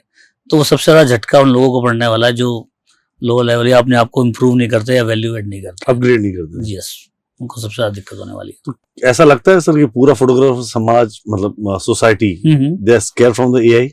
No, I am not. Are you sure, sir? Yes of course, human feel और ह्यूमन टच तो सिर्फ ह्यूमन ही ला सकते हैं। That's true, sir. I'm agree with you. हाँ, But तो ये नहीं ला सकता वो if चीज। today if you give any kind of prompt to him हम्म। कि मुझे बनारस के इस घाट की इस तरीके से ऐसी इमेज चाहिए, तो जी। AI will be going to create and nobody can check it out कि ये AI इमेज है या फोटोशूट है, सर। ठीक है, लेकिन अगर आप मुझे दिखाएंगे तो मैं तो आपको एक बार में बता दूंगा कि ये जनरेटेड इमेज है। That I'm agree, but detailing work they are also providing detailing, so इससे फर्क नहीं पड़ेगा। नहीं, देखिए फर्क तो पड़ेगा, ऐसी बात नहीं है। ऑफ कोर्स Corporate world सारा मैं ये आपको यही कह रहा हूँ कि जो, इसलिए मैं कह रहा हूँ जो बिगनर लेवल पे और जो मीडियोकर लेवल पे they will be the largest sufferer of that. वो ऑफ कोर्स हो रहा है। आप अगर आप टीवी में आजकल आप एडवर्ट्स जो देख रहे हैं, They also ज्यादातर मेजोरिटी अब एआई क्रिएटेड है, बट लेकिन जहाँ पे फील की टच है, वो जहाँ भी ह्यूमन फील हो या ह्यूमन टच लाना है, तो आप ह्यूमंस या फोटोग्राफर को हटा नहीं सकते। AI also replace the background artist, sir. हाँ, वो बिल्कुल A of lot of course artists has been बिल्कुल replaced. absolute, That's true, sir, but कहीं ना कहीं उसका बेनिफिट ले भी सकेंगे। हाँ, बिल्कुल कोई काम तो इंसान नहीं करना है। बिल्कुल absolute। Right sir. सब एक इमेज लेते हुए, मतलब एक कैमरे के पीछे जब आप खड़े रहते हैं, जी। इमेज जब कोई क्लिक करते हैं, तो आपका फोकस थीम पे या उस टेक्निकलिटी पे रहता है कि ये थीम कैसी होगी या सेटिंग्स कैसी होगी, उस पर ज्यादा रहता है? नहीं, अगर ओवर द इयर्स अब तो सिर्फ थीम पे रहता है थीम्स कि क्या मैं सामने खींच रहा हूँ, बिकॉज अब सेटिंग्स का तो इन द सेंस वो बैक ऑफ द माइंड में ऑलरेडी होती है, वो कब हो जाती है पता भी नहीं पड़ता है, लेकिन फोकस रहता है सामने थीम पे, या फिर जो आउटपुट निकालना है उस पे फोकस रहता है। जो आउटपुट चाहिए जी, but that's really a good wonderful experience that will help you for it, right? Yes. सब नए फोटोग्राफर्स को या जो लोग एकदम अभी कैमरा उठाना चाहते हैं, जो लोग मोबाइल से शूट करना चाहते हैं, क्या आप उनको सजेशन करना चाहेंगे कि मोबाइल तक ही सीमित रहें या कैमरा पे भी जाएं? नहीं, अगर आपको डेफिनेटली अगर वो परस्यू करना चाहते हैं as an hobby also, as a profession also, धीरे धीरे अपग्रेड करना चाहिए। बट प्रॉब्लम कहाँ आ जाती है कि वो अपग्रेड्स और कलेक्शन ऑफ इक्विपमेंट्स बहुत जल्दी करते हैं। Okay. जब तक आपके पास लिमिट नहीं आएगी ना, you will not be limitless. Okay. अगर आपको फॉर एग्जांपल मैं आपके सामने, आप एज अ बिगनर अगर बात करें कि आप बिगनर बैठे और मैं आपके सामने 15 लेंस रख दूं, तो आपको ही नहीं मालूम कि मैं किस वाले लेंस से फोटो मुझे खींचनी है। ठीक है, मैं कभी ये उठा लूंगा, कभी ये उठा लूंगा, बट लेकिन अगर मैंने आपको सिर्फ एक लेंस दिया और आपको बोला कि आपको इसी से खींचनी है, और आपने उसको 2 साल 5 साल यूज कर लिया, तो 6ठे साल में आपको पता होगा कि आपको कौन से टाइम पे कौन सा लेंस यूज करना है। Great sir. तो बिगनर के लिए आप क्या सजेशन करेंगे जो फोटोग्राफी की शौक रखते हैं और जो आप डीएसएलआर की तरफ मूव भी करना चाहिए, अपने मोबाइल से करके अब डीएसएलआर पे आना चाहिए? जी जी जी। तो किस टाइप के कैमरा, कौन सा लेंस से शूट करना चाहिए? जिसके लिए एक चीज और प्लस साथ में ये भी बात जानना चाहूंगा कि स्टूडियो और नेचर, कौन सा चीज चूज करना चाहिए? देखिए, सबसे पहले तो बेसिक कैमरा से शुरू कर सकते हैं। बेसिक, हाँ, जो स्टैंडर्ड लेंसेज आते हैं उससे स्टार्ट कर सकते हैं। लाइटिंग को समझना सबसे जरूरी है। ठीक है। लाइटिंग को समझने का सबसे इजी और वो है कि नेचर, आप बाहर स्टार्ट फ्रॉम आउटडोर्स। ठीक है। लाइट को समझना बहुत सबसे ज्यादा जरूरी है, और नेचर सबसे इजीली और सब फ्री में समझा देता है। बिल्कुल समझ, फ्री ऑफ कॉस्ट। हाँ, स्टूडियो में तो फिर भी आपको शायद एक स्टूडियो सेटअप करना होगा, लाइट्स खरीदनी होंगी, बाहर तो नहीं करना है आपको। ये लाइट तो वही है, जो बेसिक्स ऑफ लाइटिंग जो बाहर है वही अंदर है। लाइटिंग बेसिक्स नहीं चेंज हो सकते, लेकिन आपको उसको कंट्रोल वहां से सीखना है। राइट। सो नेचर से कोई भी रोड या स्ट्रीट या कोई भी पार्ट हो सकता है, स्पेशली उसको अलोन प्लेसेस पे जाना जरूरी है। एक बहुत बड़ा एक मिसकंसेप्शन है लोगों का, एक वो है कि यहाँ जाएंगे फोटो अच्छी नहीं आएगी। एक कई बार लोग सोचते हैं कि यहाँ क्यों लिया, यहाँ पे तो कुछ नहीं मिलेगा। वो करो, लोग नारगढ़ चल रहे हैं फोटो खींचने के लिए, जलमहल पे खड़े हैं। जी जी। पर जो लोग जयपुर की रोड्स की फोटो रात को सुबह क्लिक करते हैं, रात को क्लिक करते हैं, उनकी एक अलग इमेज वाइब्स होती है। अब इसके देखिए 2 पॉइंट है जी। आपको इंसान को क्या चीज अच्छी लगती है देखने में? एक चीज वो कि उसने वो चीज पहली बार देखी हो, और या फिर उस एंगल से देखी हो जो किसी ने नहीं दिखाई हो। That's true, sir. ठीक है ना। अगर आप बात करें, एरियल फोटोग्राफी आजकल ज्यादा अच्छी लगती है, बिकॉज लोगों ने उस एंगल से, क्योंकि देख नहीं पाते हम। बिल्कुल तारों को। ठीक है ना। आपने बिल्कुल सही कहा कि आप जलमहल की फोटोग्राफ खींच रहे हैं, आप जलमहल खींच जा रहे हैं, लेकिन वही अगर आप कोई इंटीरियर स्ट्रीट की कोई गली में से खींच ली, वो आपको ज्यादा अच्छी लगेगी, बिकॉज वो इतनी फ्रिक्वेंटली आप नहीं देख रहे हैं।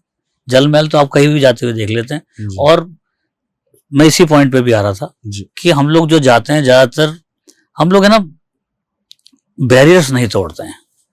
Barriers. बैरियर्स तोड़ने का मतलब ये है कि अगर आपने फोटोग्राफी कर सीखनी है फॉर एग्जांपल जयपुर में, तो आप या तो जल में चले जाओगे या फिर हवा महल चले जाओगे या नाहरगढ़ चले जाओगे। उस फोटोग्राफ को जो फोटोग्राफ ऑलरेडी आप लाखों बार देख चुके हैं वो ऑलरेडी आपके सबकॉन्शियस माइंड में, फिर आप वैसे ही फोटोग्राफ खींचते हो। बिल्कुल वही कैप्चर हो रही है, या तो शायद मेरे साथ ऐसा हो रहा है या सबके सबके साथ साथ ऐसा हो रहा है। ओके, तो वो क्वेश्चन तो सबके लिए आप एक जैसा है। नई जगह पे नहीं जाओगे तो अपने आप को या फिर चीजों को जगहों को अपने आप को भी एक्सप्लोर करने के लिए ऐसी जगह जाना चाहिए जहां पर वो अनएक्सप्लोर्ड जगह हो। बिल्कुल तो ही आपका थॉट प्रोसेस शुरू होगा, तो ही आप क्रिएटिविटी लाएंगे, तो ही आपकी फोटोग्राफ अच्छी आएंगी। तो इसलिए कहते हैं कि पढ़ना और ट्रैवल करना तो two of the must things होते हैं। मस्त थिंग्स। राइट, बिल्कुल ट्रैवल करना हर एक इंसान की जिंदगी में जरूरी है, चाहे वो शौक रखे या ना रखे, बिल्कुल अपनी लाइफ को सीखने के लिए समझने के लिए कर सकता है। जी। सर हम बात आप जैसे बैरियर पे कर रहे थे, बैरियर तोड़ने पड़ सकते हैं, लाइटनिंग सीखने का सबसे अच्छा नेचर तरीका होगा। आपका अपने एक्सपीरियंस से आपने तो बहुत चिलचिलाती धूप में फोटो खींची होंगी और आपने मतलब शाम ढलते हुए अंधेरे में, तो उस ऐसी हार्श लाइट्स में और ऐसी हाई लाइट्स में आपने जब इमेजेस, तो आपको किस तरीके का मतलब फील करना पड़ा है, मतलब ऐसी क्या परेशानी फील करनी पड़ी कि आपने उसको कैसे मैनेज किया? कोई ऐसा एक्सपीरियंस है सर? तो जनरली फोटोग्राफी अगर आपको फोटो अच्छी खींचनी है, जनरली स्पीकिंग, वो मॉर्निंग टाइम और इवनिंग टाइम पे ही होता है। This is ideal time for photography. ठीक है, हार्श टाइम पे भी खींचनी पड़ सकती है, बट हम लोग अवॉइड करते हैं कि हार्श लाइट में फोटोग्राफ्स नहीं खींची जाए। प्रोफेशनली हम खींचते हैं, लेकिन उसके अलग तरीके होते हैं कि आप कैसे लाइट यूज कर रहे हैं या लाइट नहीं यूज कर रहे हैं, क्या मॉडिफायर्स यूज कर रहे हैं, वो टेक्निकली टर्म्स अलग है। हाँ वो टेक्निकल, बट लेकिन उस समय भी करनी, बट लेकिन अगर हम हॉबीज ऐसे बात करते हैं तो वी अवॉइड कि हम लोग दिन में फोटोग्राफ ना खींचें। दिन में नहीं खींची। राइट, आपकी सबसे पसंदीदा फोटो कौन सी है? जो मैंने अभी खींची नहीं है। Wow, this is really amazing, man. That is the one. वो भी बाकी है। That's really amazing. बस बिल्कुल वही है जो आपकी खींची रही है, और वो हम भी देखना चाहिए जब आप खींच रहे हो। प्लीज हमें जरूर बताइएगा। जी। चलिए नेक्स्ट बात सर, आपके लिए सबसे टफेस्ट मोमेंट, मतलब फोटो खींचते समय ऐसा कोई टफेस्ट मोमेंट आपकी जर्नी में कि जहाँ आपको लग रहा था मुझे पिक्चर क्लिक करनी है और बार बार कहीं ना कहीं परेशानी आ रही है कि नहीं खींचनी? एक बार मैं ट्रैवल कर रहा था हिमाचल में, ऐसा वैसे काफी हो गया, बट एक वाटरफॉल था जो कि I think height of 100-150 foot की हाइट से होगा। ठीक है। और आई थिंक ठंड का समय था और मेरे शायद यहाँ तक पानी था और it was freezing cold. But मेरे को वो फोटोग्राफ लेना था, तो वो मैं ट्राइपॉड और कैमरा लेकर के मैं आई थिंक कितनी देर तक वहाँ खड़ा हुआ, इट वाज ऑल फ्रोजन जब मैं उससे बाहर निकला। तो ऐसे इस तरह की दिक्कतें और सब आती रहती हैं, करना पड़ता है। सर इतनी बार नेचर जाते हैं, इतने क्लोजेस्ट ऑफ नेचर जाते हैं, तो जानवरों का डर नहीं लगता? नहीं, जानवर को अब वाइल्ड लाइफ फोटोग्राफी करी, बट लेकिन आई थिंक जानवरों को हमसे डर लगता है, हमको उनसे डर नहीं लगना चाहिए। वो तो बहुत शाई होते हैं जानवर। तो आपको लगता है कभी आप जानवर की फोटो क्लिक करे हो स्माइल कर देता है ऐसा? नहीं ऐसा नहीं। कहीं सामने बोलो स्माइल प्लीज, सामने स्नेक को, बंदर फिर भी आपको कई बार बहुत बार पॉजेस दे देते हैं। ओके, बंदर का आप करेंगे तो वो पोजेस बहुत अच्छे देते हैं। राइट, बहुत अच्छे पोज मास्टर्स होते हैं बंदर। Okay, they are really creative है। हाँ बिल्कुल। तो मैं कभी आपने किसी सांप का फोटो खींच रहे हो या वाइल्ड फोटोग्राफी के अंदर किसी आपने वाइल्ड एनिमल की फोटो खींच रही हो और मुंह से निकल गया स्माइल प्लीज और वो सामने आ गया, ऐसा कभी? नहीं ऐसा नहीं होगा। स्माइल प्लीज नहीं निकलता? नहीं वो स्माइल करेगा तो मैं नहीं करता। हाँ बिल्कुल, एब्सोल्युटली। That's great sir.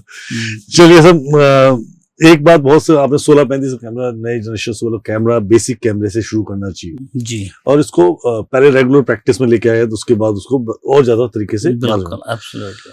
सो आपके किसी के पास बेसिक कैमरा और बेसिक लेंस हो, तो अगर वो आपके क्लब में आना चाहता है, आपके साथ वॉक करना चाहता है, you will enter to them, उनको एब्सोल्युटली। अगर वो कैमरा नहीं भी है तो भी आ सकता है देखने के लिए। बिल्कुल, एब्सोल्युटली। और ये वॉक कितने घंटे की होती है? 1.5 से 2 घंटा चलता है। शॉर्ट में रिप्लाई करते हैं। जी। सर आपको ब्लैक एंड व्हाइट फोटो पसंद है, कलर फोटो पसंद है? Black and white is easy, colour is difficult. Okay, which one you like more? I like difficult things. That's great. आपका जो पसंदीदा आपने 16-35 बताया, इसके अलावा आपको कोई लेंस? उसके अलावा अगर नेचर के लिए? नेचर के लिए अगर फिर मुझे पोर्ट्रेट्स करना बहुत अच्छा लगता है, 85mm would be one. Nature के लिए बेसिक लेंस के अलावा अगर हमें चाहिए तो पोर्ट्रेट लेंस पे यूज कर सकते हैं। नेचर के लिए नहीं, वो पोर्ट्रेट्स के लिए होगा। पोर्ट्रेट अगर लैंडस्केप्स करने होंगे तो आपको वाइड एंगल लेंस ही चाहिए होगा। ऐसी कौन सी जगह जहां आप शूट करना चाहते हैं सर? जहां मैं शूट करना चाहता हूँ, टफ क्वेश्चन, इतनी सारी जगह हैं। सबसे पहले जहां आपको जाना हो तब तक आपकी लाइफ में हाँ हाँ पार्ट हाँ, रहेगा। Yes yes yes, I think Greece would be one. कुछ अलग वाइब की हाँ कर रही बस, हाँ ग्रीस, या फिर एक जगह और है, व्हाट वाज दिस नेम, क्या नाम है उस जगह का यार, नॉर्थ अमेरिका में है, मोरक्को। है। मोरक्को। किसी एक की किसी और फोटोग्राफी की आवाज नहीं आपके देखते आपके मन से आवाज नहीं निकली, क्या गजब क्लिक की होगी सर मैंने। ऐसा रहता है, बट लेकिन मैं जनरली मैं बहुत कम फोटोग्राफ्स देखता हूँ दूसरे लोगों की। रीजन बीइंग, ऐसा नहीं है कि उनका काम अच्छा नहीं है, बहुत अच्छा काम करते हैं, मेरे से बहुत सुपीरियर फोटोग्राफर्स भी हैं, बट लेकिन मुझे समहाउ लगता है कि वो बायस क्रिएट कर देता है मेरे अंदर, कि अगर मैं वो फोटोग्राफ वहां खींचने जाऊं तो हो सकता है मैं शायद वैसे ही फोटो खींचूं, अपने तरह की फोटो नहीं खींचूं। आप अपने सबकॉन्शियस माइंड को उसको हाँ, तो मैं उस जस्ट टू अवॉइड दैट बायस, तो अगर मैं कहीं जा भी रहा होता हूँ तो मैं पहले जिसने कुछ पे काम किया हुआ है मैं उसको देखता तक नहीं हूँ। Any big photographer you going to follow someone? Not really, because now there are so many. अब तो इतने सारे फोटो, मतलब ये नहीं है कि जो एक्सपीरियंस्ड हैं, अगर आप नए लोग भी देखेंगे ना, they are doing amazing work. जब से ये सोशल मीडिया और सब आ गए, there are lots and lots of, I think बहुत अच्छे अच्छे फोटोग्राफर्स हैं, सो उनको फॉलो कर, मतलब there are countless now. No, I am not talking about the social media follower, I am trying to say the inspiration. मैं वही कह रहा हूँ, नहीं मैं कह रहा हूँ सोशल मीडिया वो लोग भी इंस्पायर कर रहे हैं, ओके। जो यंगस्टर्स हैं, they are doing amazing work. आपको क्या लगता है कि हमें ऐसा क्या करना चाहिए फोटोग्राफर को, एक जो अपनी लाइफ को चेंज कर सके, बेटर कर सके, मतलब इंस्पायर करने के लिए? देखिए, कंसिस्टेंसी इज अ मस्ट। कि मैं फॉर एग्जांपल फोटोग्राफी अब करनी है, लेकिन ये नहीं कि एक दिन ऑफ हो, फिर 4 दिन ऑन हो, फिर ऑफ हो, फिर ऑन हो। Consistency is a must, always be there, always be, to be a continuity is always. Yes absolutely. Right. Photography को एक शब्द में क्या बोलोगे? To draw with light. That's really amazing. The photography itself a word, but the complete session will go the draw it light.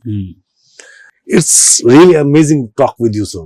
Thank you so Really amazing talk with you, and it's really wonderful journey, और really you inspire people, inspiring yourself, personality, और आप बहुत लोगों को inspire कर रहे हैं कि फोटोग्राफर ऐसे लोग जिन्होंने अपना शौक दबा के रखा उन लोगों के लिए, और पूरा क्लब मैनेज करना और पूरी चीजों को मैनेज करके फोटो वॉक करना, it's really quite amazing sir, बहुत अमेजिंग सर।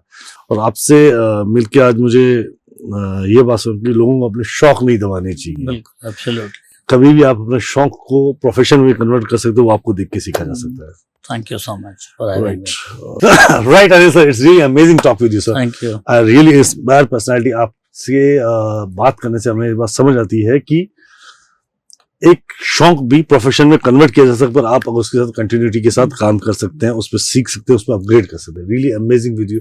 और मैं आप सबको भी कहना चाहूंगा, अगर आप फोटोग्राफी का शौक रखते हैं तो आप जयपुर फोटोग्राफ क्लब को बिल्कुल ज्वाइन कर सकते हैं। उस क्लब को कंटिन्यू फॉलो कर सकते हैं, उनके सोशल मीडिया हैंडल्स पे, वेबसाइट पे जाके आप सर की टीम से कनेक्ट कर सकते हैं, उनके वहाँ के क्लासेस अवेल कर सकते हैं। उनके यहाँ पे पेड क्लासेस भी हैं, फ्री सेशंस भी हैं, जो भी आप चाहें वो कर सकते हैं। उनकी जो वॉक की ये बात कर रहे हैं, फोटोग्राफ वॉक को जो स्ट्रीट वॉक करते हैं, अलग अलग थीम पे करते हैं, उसमें भी आप पार्टिसिपेट करना चाहें तो कर सकते हैं। और इनके एग्जीबिशन और बहुत सारी चीजें हैं जहां आप इनके साथ कनेक्ट कर सकते हैं। So thank you Anil sir to being here to guide us and really amazing story with you sir. Thank you so much. Amazing to amazing, so really amazing. Thank you Thank you. Pleasure.